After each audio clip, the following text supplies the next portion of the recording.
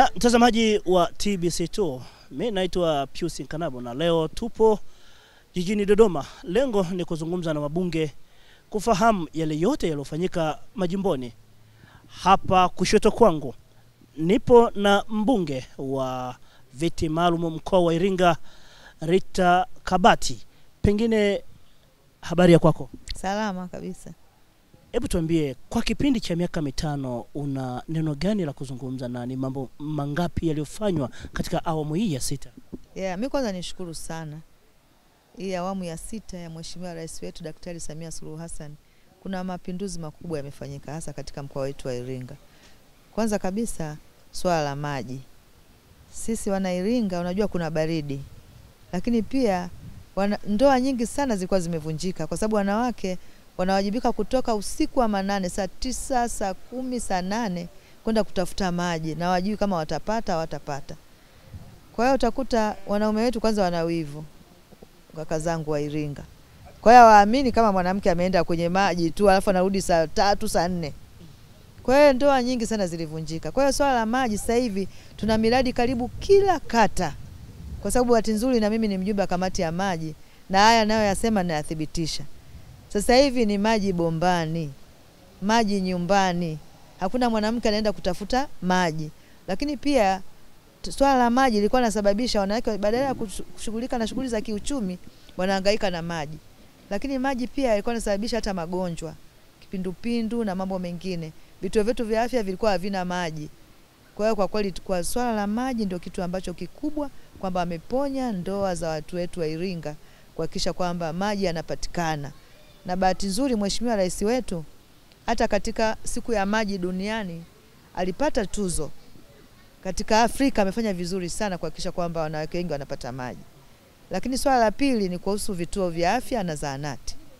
Kwa kweli amepunguza vifo vya kina mama wengi na kutokana na vituo vya afya ambavyo amevileta katika mkoa wetu wa Iringa. Kwanza ni vizuri kwenye saizi vituo vya afya wanafanya operation, kitu ambacho kilikuwa kinasababisha wanawake wengi sana wanapoteza maisha na watoto wao. Kwa hiyo hiki kitu tunamshukuru sana Mheshimiwa Rais wetu Samia Suluhu Hassan kuhakikisha kwamba kwenye vituo vya afya kunafanyika operation, lakini zahanati pia ukiona iliyoko kijijini utafikiri ndio hospitali ya wilaya. Kitu kingine ambacho tunamshukuru sana mama, umeme. Sasa hivi umeme kila kata tunamalizia kwenye vitongoji. Watu wengi sana wanajiajiri na sasa hivi tunashukuru pia halmashauri zetu hizi kutoa mikopo hii ya wanawake. Na bahati nzuri na mimi ni mtaalamu kwenye mambo ya biashara, tunahamasisha wanawake tunaanzisha viwanda vidogo vidogo. Kwa sababu uwezo huo upo kwa sababu tuna umeme kila kata sasa hivi. Lakini unajua kwamba sisi wabunge wa viti maalum huwa hatuna mifuko ya jimbo. Unapokuwa mbunge wa viti maalum lakini lazima uwe mbunifu. Na mimi kumuunga mkono juhudi za Mheshimiwa Rais wetu Samia Suluhu Hassan, kwanza kabisa nilitafuta wafadhili. Wakaanza kutufadhili mambo ya nimepata vitanda, magodoro, mashuka na mablanketi. Na ambazo kwa kweli kama mimi mwenyewe nimeweza kusambaza katika zahanati ambazo zilikuwa zina changamoto. Nchi yetu ni kubwa, rais anafanya vizuri, lakini kuna sehemu ambazo na sisi wenyewe kama wabunge lazima tujiongeze kuonekana kwamba kwanza Chama cha Mapinduzi viongozi wao wanafanya vizuri, wanatekeleza ilani ya Chama cha Mapinduzi, kwa hiyo nao wanajiongeza. Lakini swala la elimu pia tunashukuru kwamba sasa hivi kila kata kuna shule ya elimu kama sila inavyotakiwa kufanyika. Kwa hiyo ni hapo sasa na wewe ukikuwa mbunge wa viti maalum unajiongeza, na mimi namshukuru Mungu nimetafuta wafadhili sasa hivi ambao ili kuboresha elimu yetu wanatuwekea maabara za kompyuta kwenye shule zote za serikali zilizopo katika mkoa wetu wa Iringa, na kwa kuanzia tumeanzia Kilolo. Na kumekuwa na maoni tofauti kutoka kwa vijana. Pengine ushirikishwaji umekuwa kwa namna gani na kwa kiwango gani umeweza kufikia katika mkoa wa Iringa? Sisi tushukuru kwamba tumekuwa na mabaraza kwanza, mabaraza ya vijana, mabaraza ya kina mama, ya kata, lakini tuna hizi halmashauri zetu ambazo sasa hivi zina mikopo ya wanawake, vijana na watu wenye ulemavu. Kwa hiyo ili kuwafikia vijana unatengeneza makongamano. Kwa mfano mimi kuwafikia vijana nina kombe la Kabati, Rita Kabati Challenge Cup. Kwa hiyo vijana wengi sasa ndio wanahudhuria kwenye hizo michezo.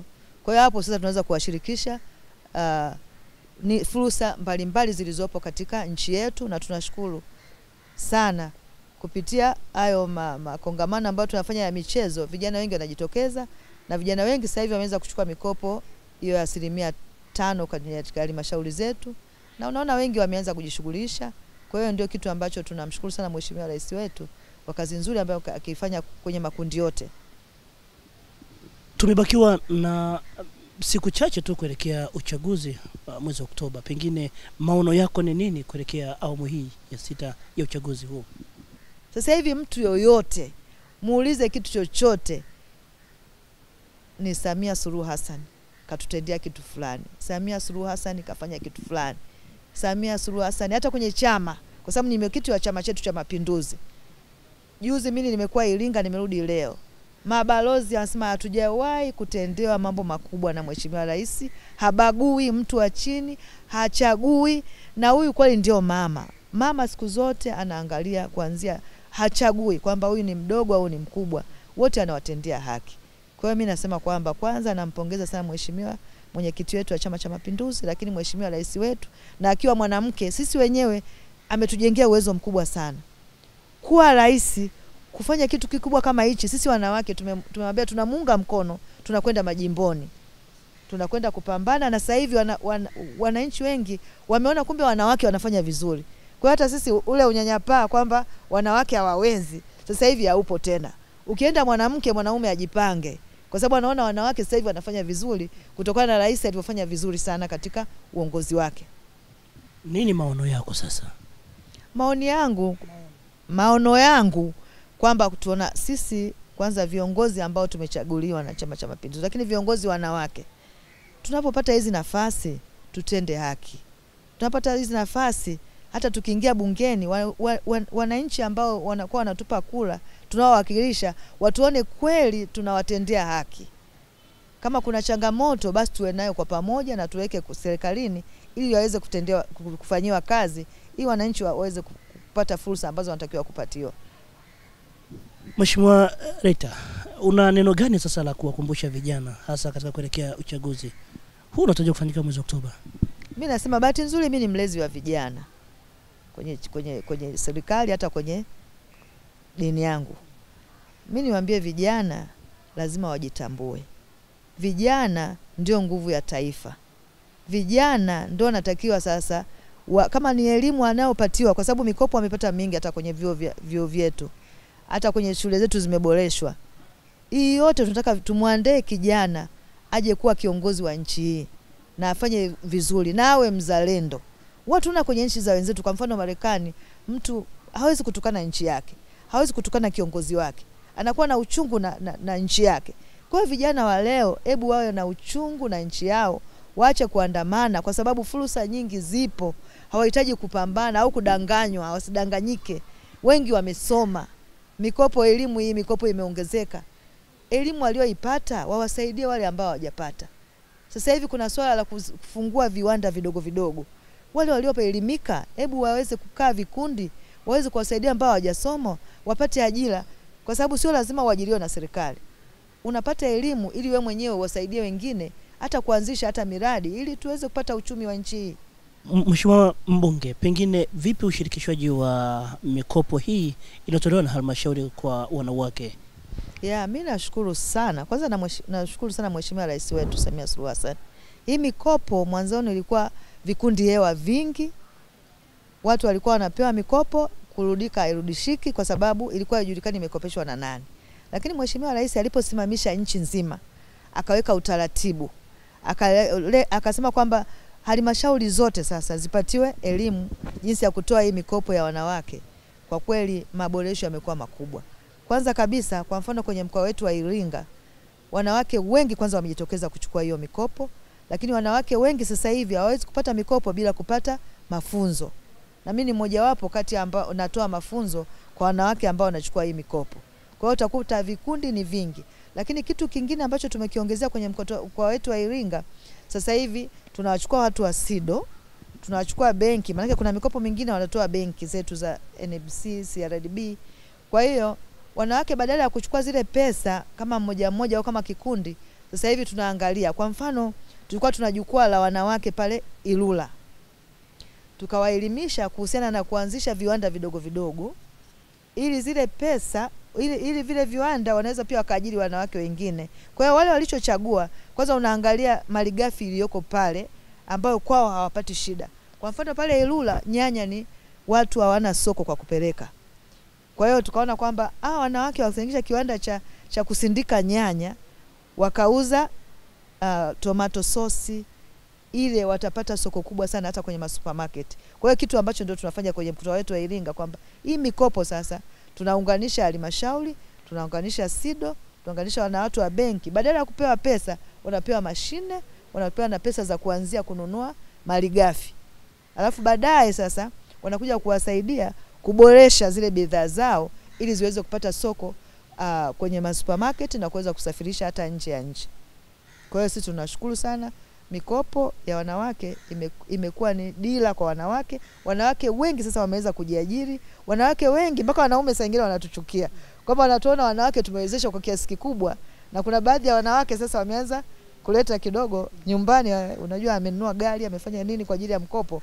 Sasa lakini kikubwa ambacho wanawaambia mimi kwamba mkipata hii mikopo, sisi wanawake tofauti na wanaume, basi sisi kama ulifanywa mbaya na mume wako, achana na hiyo kitu.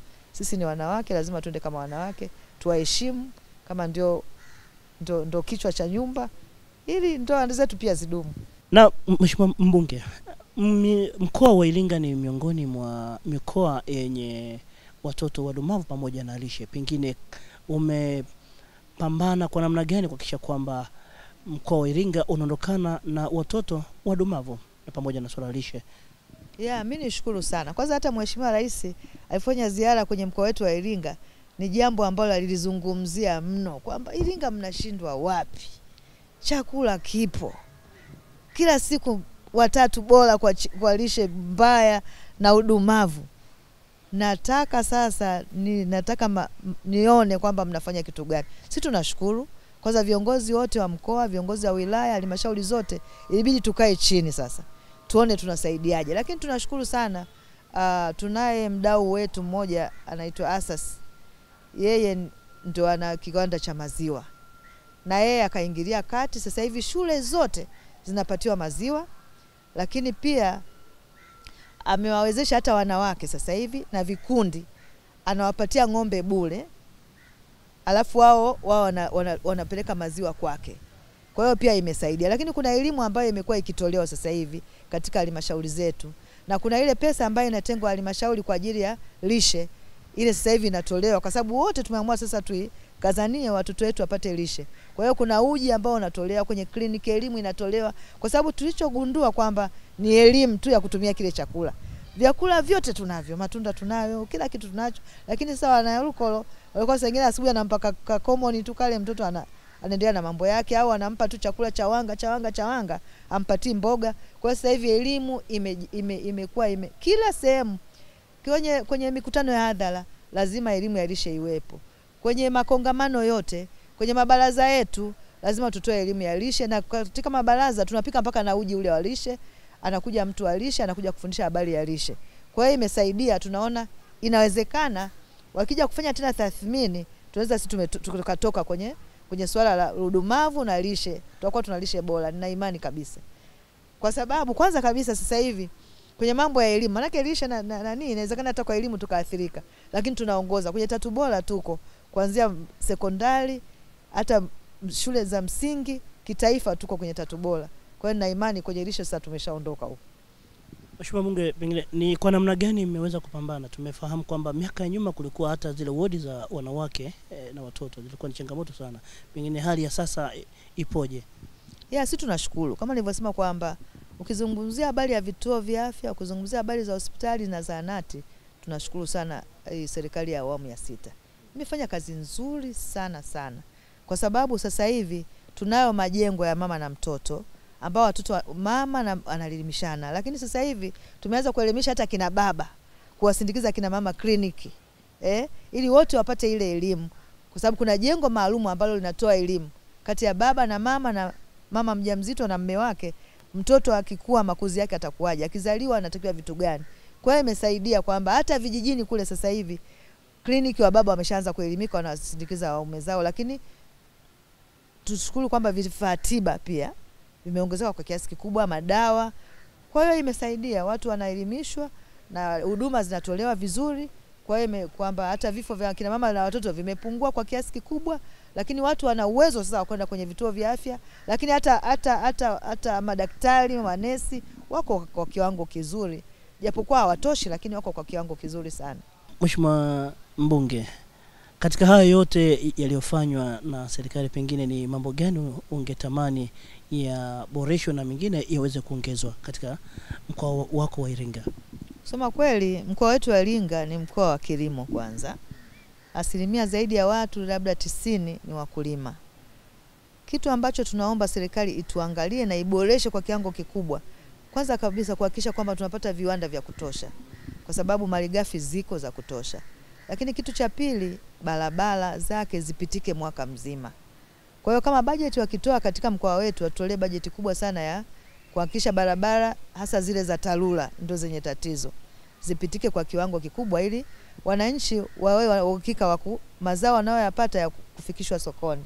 Lakini pia tunajua kwamba nyanda za juu kusini sasa hivi dhahabu yetu ni parachichi, ambayo hili zao sasa hivi limeshakuwa lina soko la kutosha kabisa kubwa.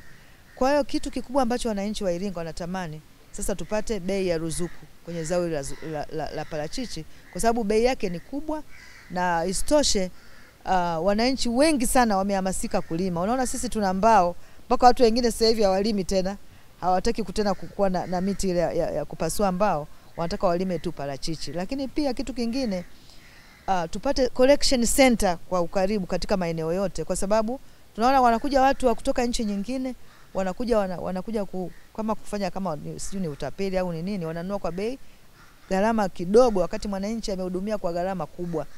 Lakini ikiwezekana katika halmashauri kuwepo na mabwana nini hawa kilimo, maafisa kilimo, ili wananchi wapate elimu ya kulima ili zao kwa ubora zaidi, ili wananchi liweze kuwafaidisha, kwa sababu ndio zao ambao tunajua ni dhahabu, na katika mkoa wetu wa Iringa, Mbeya, nyanda za juu kusini, na ndio zao ambalo linaweza likatupatia pesa nyingi sana za nje. Mheshimiwa Mbunge, mkoa wa Iringa ni miongoni mwa mikoa maarufu sana kwa kilimo cha miti. Lakini sasa hivi tumeshuhudia kwamba mkoa wa Iringa sasa unaanza kulima parachichi na vitu vingine. Kwa nini miti imekuwa imewekwa kando sasa, kutokana ni nini shida pengine? Mimi kwa kweli, kwanza kabisa ni kweli kabisa tuna misitu ya kutosha hasa, na sasa hivi tulikuwa tumehamasishwa kupanda miti ambao kwa wingi kiasi kikubwa, lakini wananchi wameanza kurudi nyuma, wanaondoa sasa kwenye mashamba yao, wanabadilisha parachichi. Kwanza elimu haitoshi ya kutosha kwamba wananchi, haijaboreshwa. Tunatakiwa tuwe na viwanda vya kutosha vya hili zao la mbao, kwa sababu unakuta mtu unagharamia miaka 10-15, ukija kupasua zile mbao unapata bei ndogo sana. Kwa hiyo hata bei ya zile mbao ni ndogo, alafu nakuta kuna wajanja wachache. Mimi nasema wajanja wachache kwa sababu ni kama madalali. Wanakuja kuwadanganya wananchi kule. Wananchi waliopanda wakatunza ile miti hawapati faida kabisa. Kulikuwa kuna swala nyingine pia la TRA. Ilikuwa ni lazima ili upasue mbao zako lazima uwe na FDR. Sasa mtu lile sio biashara yake. Yeye amekuja pale kwa ajili ya imsaidie baadaye, lakini sio biashara kwamba watu wanaokuja wananunulia kule kule, sio yeye anauza. Hilo nao lilileta athari kubwa, wananchi wengi wakaanza kukata tamaa kwamba sasa FDR mimi ya kazi gani niende nikalipia FDR wakati mbao za kwangu mimi na shida zangu. Tulilipigania sana pale hapo bungeni, ikaweza kusaidia kwamba sio lazima awe na hiyo FDR, lakini labda kijiji labda ndio kifanye, kwa sababu kijiji pia ukipasua mbao zako kinapata pesa kidogo. Kwa hiyo kijiji labda ndio kiwe na hiyo FDR kwa ajili ya wananchi wote ambao sio biashara zao, wao walilima ili iweze kuwasaidia. Mimi naona cha muhimu sasa, kwanza serikali iangalie. Alafu kitu kingine, changamoto nyingine, moto umeharibu sana misitu ya watu. Na kuna wakati mwingine tulikuwa naona wengine akiona ameunguliwa yeye anataka na mwenzake akaunguliwe. Tulikuwa hatuna magari ya zimamoto. Ukitokea moto serikali inashindwa kufanya chochote kwa sababu haiwezi kuzima ule moto. Kwa hiyo tukawa tunashauri kwamba kwa sababu hii ni uchumi huu. pamoja na kuwa wananchi ndio wamezalisha, lakini uchumi wa nchi. Mkulima akiuza bado hata serikali itapata gawio pale. Kwa hiyo serikali yenyewe pia ingeangalia uwezekano, kwanza tuwe na vyombo vya kuzimia moto, lakini la pili tuwe na viwanda ambavyo isitoke kama mti pale, tutengeneze furniture kule. Tunashukuru saizi wa China wamekuja, angalau imekuwa kama ndio soko la wananchi wengi, na wao wanafuata kule, wanakwenda wanapatana na mkulima, mti na kuuzia kiasi hiki, ukiwa kule unapasuliwa, analipwa pesa yake. Kwa hiyo angalau kidogo wale ambao wengine wameanza kurudisha imani na mambo ya kuendelea kutunza miti ya mbao. Kwa hiyo mimi naona serikali itoe kipaumbele, kwa sababu unakuta milingoti yote saa nyingine walikuwa naagiza nje wakati si wenyewe tunayo. Kwa hiyo tukiweka kiwanda kikawa kina treat kule, wananchi watafaidika, lakini na serikali itafanya kazi yake kwa bei ndogo kuliko ambavyo kuagiza nchi za nje. Kuhamasisha tu wawekezaji wawekeze kwenye hili zao, lakini kule iliko. Mnatumia mbinu gani kuilinda misitu hii? Na tumekuwa tukishuhudia baadhi ya maeneo mengine yakifanya uchumaji wa namna hii, na hali ambayo inapelekea kuathiri ekolojia iliyopo kwa sasa. Mimi nashukuru. Kwanza natamani hata siku moja mngekuja Iringa mkajionea greenish iliyopo kule. Ni elimu zaidi. Na watu wengi sana wametunzwa, wamesomeshwa kutokana na hiyo misitu ambayo tunayo. Kwa hiyo tumeona kama ndio rasilimali yetu. Kwa hiyo mtoto anakuwa anaona kwamba hii ndio dhahabu yangu. Kwa hiyo imesaidia sana, na tunashukuru pia hata TFS sasa hivi wamezindua kila sehemu kwa ajili ya kutoa elimu ya utunzaji miti na kupanda miti tena. Kwa hiyo ukikata unapanda tena, na ndio elimu ambayo imeenea huko kote kwenye mkoa wetu wa Iringa. TFS wanafanya kazi nzuri sana kwa kweli. Hata bungeni tulimsifia kwamba sasa hivi wapo na tunaona jinsi ambavyo kazi nzuri anaifanya. Kwenye halmashauri kuna vitengo hivyo, lakini kwenye kata pia kuna vitengo vya misitu. Kwa hiyo imesaidia sisi Iringa yetu imekuwa ya kijani wakati wote, lakini moto ukitokea ndio hivyo. Kwa bahati mbaya tunakuwa tuna gari la zimamoto, ndio maana kila siku tunasema kwa gari la zimamoto liwepo standby ili kusaidia miti ambayo inakuwa moto nao tokea kwa bahati mbaya. Nikushukuru Mheshimiwa Mbunge Rita Kabati, mbunge wa viti maalum kutoka mkoa wa Iringa. Na mimi nawashukuru sana TBC kwa kazi nzuri ambayo mmekuwa mkiifanya. Bahati nzuri mimi nilikuwa diwani Dar es Salaam. TBC ni kati ya watu walionipa ubunge pia, kwa sababu nilikuwa nafanya kazi nyingi za kijamii zinaonyeshwa TBC na watu wanaona. Hata nilipoenda Iringa sikupata shida. Na imani hata nikienda jimboni watu watapata shida, kwa sababu TBC ndio chombo ambacho cha taifa na amekuwa kitutoa elimu na kufanya kazi nzuri sana ya jamii. Hapa unazungumza na TBC tu. Kwa mara ya kwanza unazungumza nao. Pengine una neno gani sasa la kutuambia sisi kama TBC tu?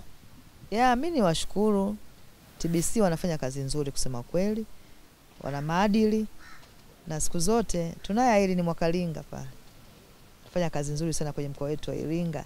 Anytime ukiwa na kazi ya jamii tunatoa taarifa, unakwenda kufanya kazi, na kwa kweli mimi nawapongeza. Na sasa hivi naona vyombo vyenu viko imara, viko vizuri sana, vinasikika. Mwaka zamani tukasema usikivu wa TBC, lakini sasa hivi mko vizuri sana. Hongereni sana.